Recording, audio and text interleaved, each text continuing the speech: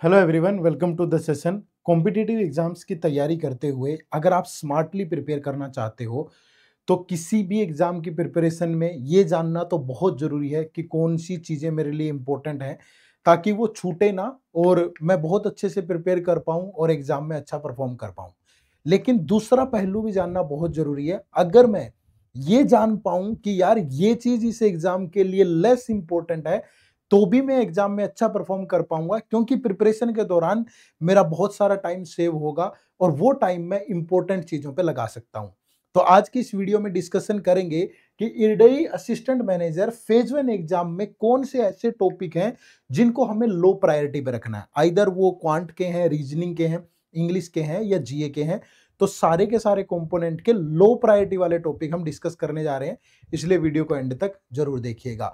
लेकिन शुरू करने से पहले आप सभी को बताना चाहूंगा कि प्रिपरेशन जर्नी में सबसे important role previous year paper का होता है, क्योंकि प्रीवियस ईयर पेपर हमें हमेशा ये आइडिया देते हैं कि यार पेपर का लेवल कैसा रहेगा, पेपर में कौन सी चीजें इंपॉर्टेंट है मैं बता दूंगा।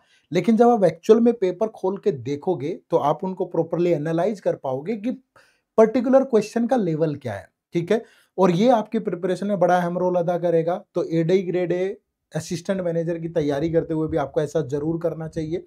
बट ये प्रीवियस ईयर पेपर कहाँ से मिलेंगे? तो एड्यूटैप आपको ये absolutely free of cost provide कर रहा है। जस्ट एक क्लिक की देरी है, इसी वीडियो के डिस्क्रिप्शन में जाना है और आपको पेपर मिल जाएंगे।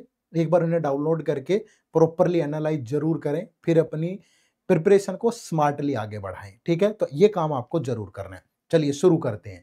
तो सारे topics one by one discuss करेंगे। ठीक है, थोड़ा सा पैटर्न भी समझ लेते हैं पहले कि एडई grade A assistant manager phase 1 का जो पैटर्न है, टोटल 40 क्वेश्चन होते हैं। ठीक है, 40 मार्क्स के होते हैं, तो टोटल 160 क्वेश्चन 160 मार्क्स और कंपोजिट टाइम मिलता है आपको यहाँ पे 90 मिनट का। कोई सेक्शनल टाइमिंग नहीं है, कंपोजिट टाइम है। कंपोजिट टाइम का एक थोड़ा सा मैं ये बोलूंगा कि प्रॉब्लम ये भी होती है कि कई बार हम किसी पर्टिकुलर सेक्शन पे इतना टाइम लगा देते हैं कि एक आध जो सेक्शन है वो लास्ट में रह ही जाता है। ठीक है, तो यहाँ पे आपका टाइमिंग की एक प्रॉपर स्ट्रेटेजी होनी बहुत जरूरी है ताकि सारे कंपोनेंट कवर हो जाएं, क्योंकि सेक्शनल कट ऑफ भी होती है ना, तो सेक्शनल कट ऑफ में फिर दिक्कत आ जाएगी। तो ये थोड़ा सा इस पे फोकस जरूर करना। ठीक है, उसके बाद ये भी समझना बहुत जरूरी है। ये समझना क्यों जरूरी है? क्योंकि कट ऑफ अगर आप देखोगे 160 में से अगर 109.5 है तो मतलब अच्छी कट ऑफ है। ठीक है, और सेक्शनल कट ऑफ भी हर एक सेक्शन में 25% है। मतलब अगर आपका कोई कंपोनेंट वीक है और उसमें आप सेक्शनल कट ऑफ नहीं क्लियर कर पाते हो तो बाकी के कंपोनेंट में चाहे जितने मर्जी मार्क्स हो वो अहमियत नहीं रखते। तो इंडिविजुअली हर एक कंपोनेंट को क्वालिफाई करना पड़ेगा और मिनिमम यहाँ 25% आप देख सकते हो, मतलब 40 में से 10 मार्क्स सब में आने चाहिए और नेगेटिव मार्किंग भी होती है।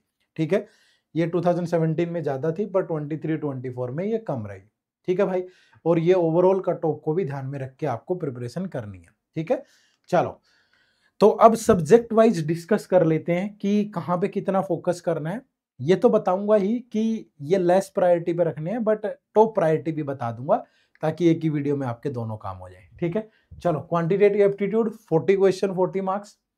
सिलेबस की बात करूं तो पूरा सिलेबस है ये सारा का सारा, परसेंटेज से लेके प्रॉफिट लॉस ये वो, ये पूरा डिटेल में पढ़ लीजिएगा। इसमें क्वाड्रेटिक इक्वेशन शायद छूट गया है कहीं, तो वो भी एक पार्ट है, नहीं लिखा है लास्ट में। ठीक है, नंबर सीरीज सिंपलीफिकेशन, तो ये पूरा कंप्लीट सिलेबस है। तो क्या पूरा कवर करना चाहिए? देखो 109 में 110 ही मान लो, तो 160 का अगर देखें तो एक अच्छा खासा पार्ट है। तो मतलब 66-67% अगर कट ऑफ है तो बहुत अच्छे से आपको प्रिपेयर करना पड़ेगा।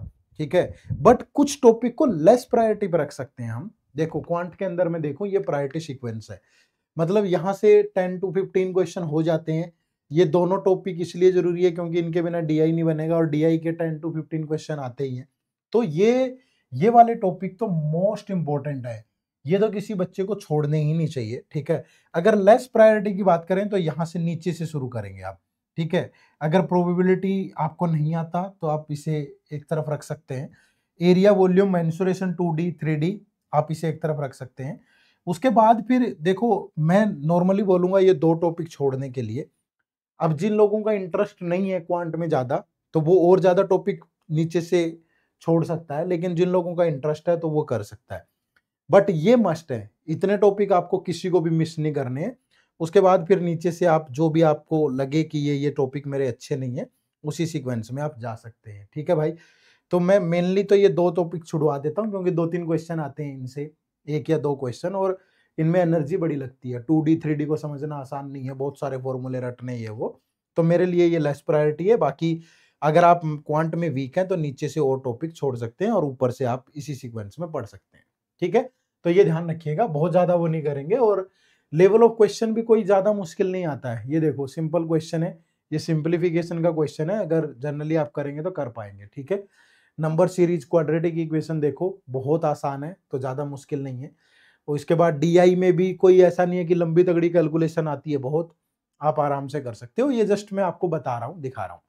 ये आपका स्टडी प्लान रहेगा पूरा का पूरा। मैं इस वीडियो का पार्ट नहीं था, फिर भी मुझे लगा कि आपका समझ आएगा तो क्यों ना अच्छी चीज़ें मिल जाएं आपको। तो आप यहाँ से इस प्लान के अकॉर्डिंग पढ़ सकते हो। जैसे पहले 7 to 8 डेज सम्स, ये बेसिक कैलकुलेशन पे काम करें, फिर 2 दिन नंबर सीरीज, फिर क्वाड्रेटिक इक्वेशन, फिर बेसिक परसेंटेज और फ्रैक्शन, फिर बेसिक रेशियो, पार्टनरशिप पेजेस, फिर प्रैक्टिस कर लो इन सभी टॉपिक्स की, फिर डीआई कर लो कुछ दिन, फिर profit loss, interest, time and work, time speed distance. तो लो प्रायोरिटी वाले टॉपिक छोड़ के ही मैंने ये बनाया आप लोगों के लिए, इस पे आप जरूर अमल करें। ठीक है? चलो, उसके बाद स्ट्रेटेजी क्या हो सकती है? देखो, पहला तो प्रीवियस ईयर पेपर को अच्छे से एनालाइज करो। ठीक है? बेसिक से शुरू करो, इजी अप्रोच आपको आनी चाहिए क्योंकि यहाँ ट्रिक्स काम आ जाती है, सिंपल सवाल आते हैं। लिमिटेड टॉपिक कवर करो। अगर कोई सब्जेक्ट वीक है, जैसे क्वांट वीक है, तो लिमिटेड पे आ जाओ। फॉलो प्रॉपर स्टडी प्लान, और मॉक टेस्ट और प्रैक्टिस आपको करना ही पड़ेगा। ठीक है? सोर्सेज ये हैं। इन सब चीजों पे मैं बहुत जल्दी जल्दी नहीं जा रहा हूँ। ठीक है? बट आप इनका स्क्रीनशॉट लेके आप इनको प्रॉपरली फॉलो करें। ठीक है? ये आपके सोर्सेज हैं। ये थोड़ी बेसिक बुक होगी, इसका लेवल बहुत हाई होगा। इसमें तो लेवल 1 2 ही कर लेंगे, बहुत ज्यादा हो जाएगा, 3 पे तो जाने की जरूरत नहीं है। बट इनमें से फिल्टर करना बहुत मुश्किल हो जाएगा। इसलिए आप हमारे इस कोर्स से जुड़ सकते हैं। ये हमारा एडिटैप का गोल्ड कोर्स है। इसमें लिमिटेड और अच्छा पढ़ाया गया है। आपकी अंडरस्टैंडिंग बढ़िया बनेगी और कुछ भी नहीं छूटेगा। पूरा सिलेबस आराम से आप कवर कर सकते हो एक ही जगह पे विद प्रैक्टिस क्वेश्चन। ठीक है? उसके बाद रीजनिंग की अगर मैं बात करूं तो ये रीजनिंग का सिलेबस है पूरा का पूरा। ठीक है? जिसमें 3 पार्ट है, मिसलेनियस पार्ट है, सिटिंग अरेंजमेंट और पजल, और क्रिटिकल रीजनिंग है।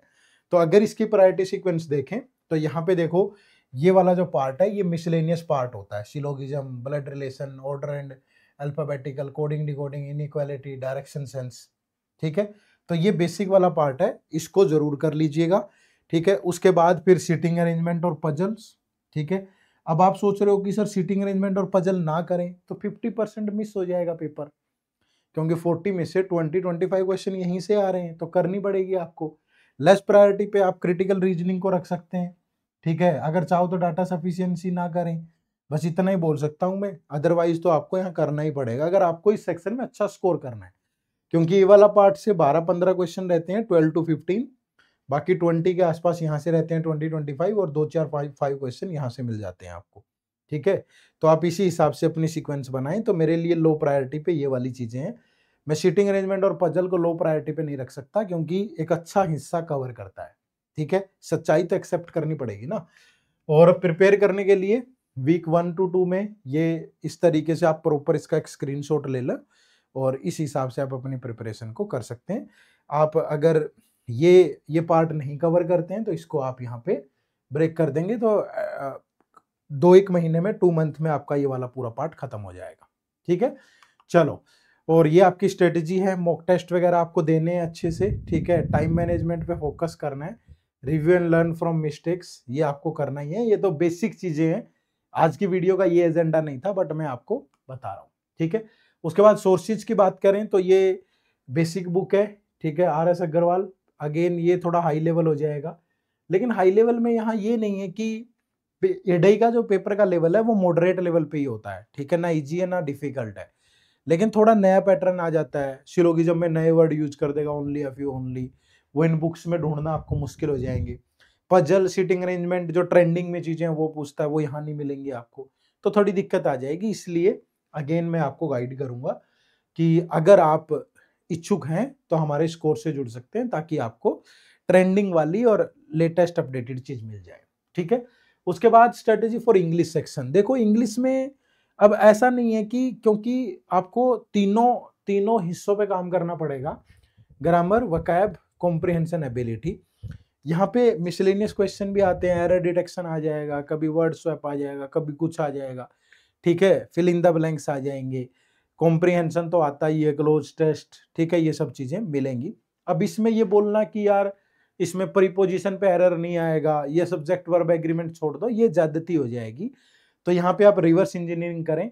हाँ, मैं थोड़ा सा आपको ये बता देता हूँ कि जो ध्यान कम रहता है वो कम ध्यान यहाँ पे वोकैब पे कम रहता है, ठीक है। अगर आप देखोगे तो जैसे अदर एग्जाम्स में डायरेक्टली इडियम्स फ्रेजेस पूछ लेता है, तो यहाँ पे इडियम फ्रेजेस वगैरह डायरेक्ट नहीं पूछता, सिनोनिम्स एंटोनिम्स सब जो आपके वन वर्ड सब्स्टिट्यूशन, तो उन पे कम फोकस होता है, ठीक है। अदरवाइज ग्रामर आपको कंप्लीट करनी पड़ेगी, कॉम्प्रिहेंशन भी आपका अच्छा होना चाहिए। तो यहाँ तो जितना रिवर्स इंजीनियरिंग कर पाए, जितनी प्रैक्टिस कर पाए, उतना ही आपके लिए बेहतर रहेगा, ठीक है।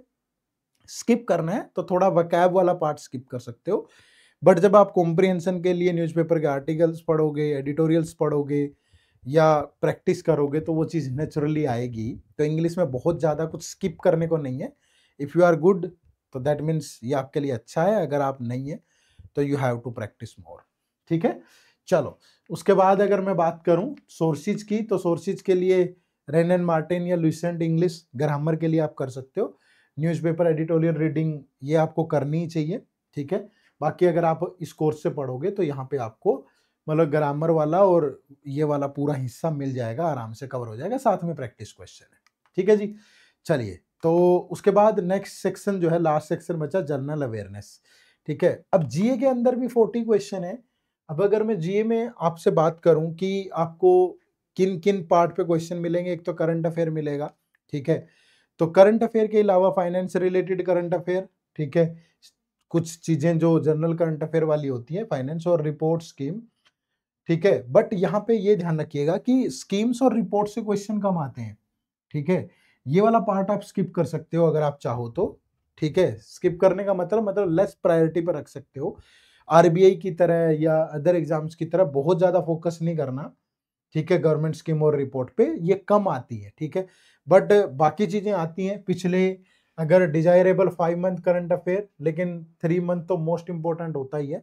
तो जितना आप कर लोगे उतना बेहतर रहेगा, ठीक है।